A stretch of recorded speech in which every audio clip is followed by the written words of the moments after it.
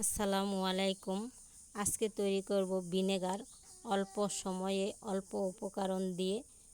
তার জন্য নিয়েছি আমি টক চিনি বা সাইট্রিক্স। যে কোনো মুদিখানার দোকানে আপনারা পেয়ে যাবেন এটা। নিয়ে নিয়েছি অর্ধেকটা পাতিলেবু,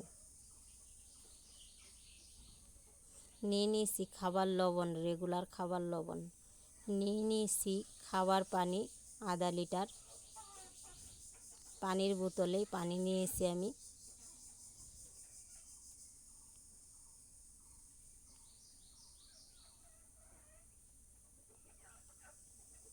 তো চলেন বন্ধুরা, কিভাবে আমি এটাকে বানিয়ে নিব ভিনেগার। আপনারা আমার সাথে থাকবেন, ভিডিওটা দেখবেন, আশা করি আপনাদের উপকারে আসবে।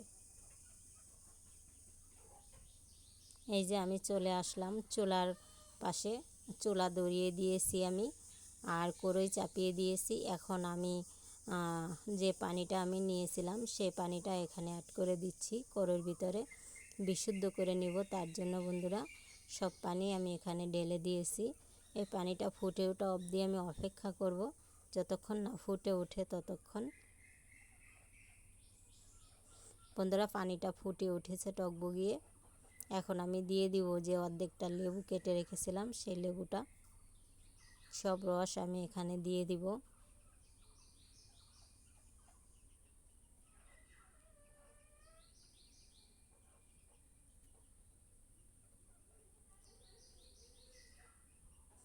এবার দিয়ে দিব বন্ধুরা খাবার লবণ, রেগুলার খাবার লবণ যেটা আমরা খাই, দিয়ে দিব 1 চামচ লবণ।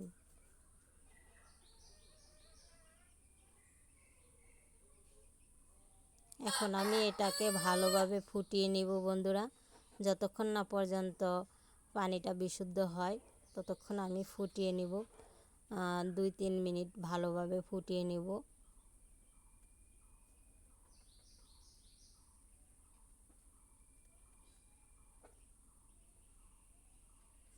বন্ধুরা পানিটা ফুটে গেছে। আমি এবার একটা বাটিতে, স্টিলের একটা বাটিতে এটাকে পানিগুলো ঢেলে নিয়েছি আর চামিচ দিয়ে এটাকে লাড়িয়ে ঠান্ডা করে নিব বন্ধুরা। নেড়ে চেড়ে ঠান্ডা হয়ে গেলে তারপরে আমি বাকি উপকরণ এখানে অ্যাড করব। বন্ধুরা আমার পানিটা লাড়িয়ে চাড়িয়ে দিতে দিতে দেখেন এই যে কুসুম কুসুম গরম আছে।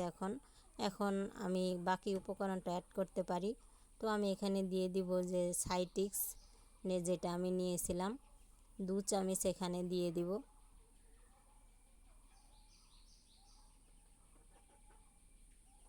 এটাকে আমি ভালোভাবে মিশিয়ে নিব বন্ধুরা, যতক্ষণ না মিশে ততক্ষণ আমি লাড়িয়ে চাড়িয়ে দিব।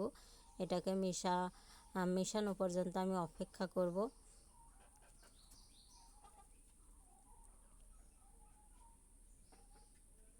এভাবে আপনারা মিশিয়ে নেবেন।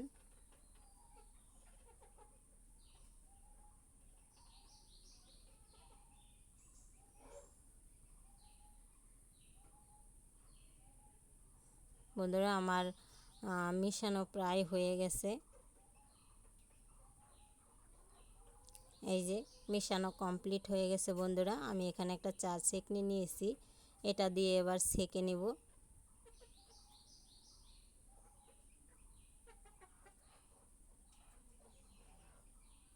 আমার ছাঁকা হয়ে গেছে বন্ধুরা। এবার এই বোতলটাতে আমি ঢেলে নিব। এটা তো মুখ চিকন পড়ে যাবে, তার জন্য আমি এই যে এটা নিয়েছি, এটা দিয়ে আমি ঢেলে নিব, কারণ নিচে পড়বে না তাহলে। এই যে আমি ঢেলে নিচ্ছি বন্ধুরা। এটা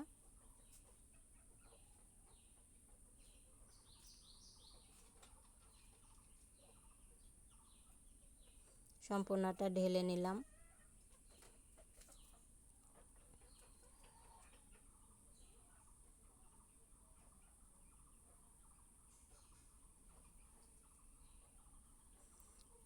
বন্ধুরা এই যে আমি ঢাকনা লাগিয়ে নিয়েছি, তৈরি হয়ে গেল আমার ভিনেগার। অল্প সময়ে আর অল্প উপকরণ দিয়ে ভিনেগারটা তৈরি হয়ে গেল। এভাবে আপনারা বাড়িতে ভিনেগার তৈরি করে নেবেন।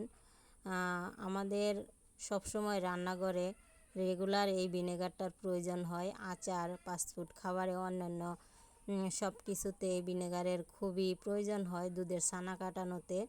তো যাই হোক, এভাবে আপনারা ভিনেগারটা খুব সহজ পদ্ধতিতে তৈরি করে নিয়ে সারা বছর জুড়ে সংরক্ষণ করবেন। আমার ভিডিওটা দেখে আপনারা এভাবে তৈরি করে নেবেন ভিনেগার।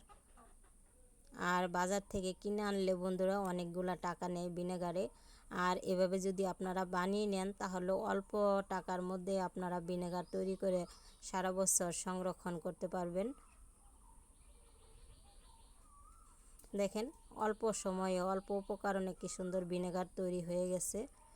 আর এই ভিনেগারের জন্য অনেক সময় অনেককে বলতে হয় একটু এনে দাও, এনে দাও, হয় না। তো সবাই সুস্থ থাকবে।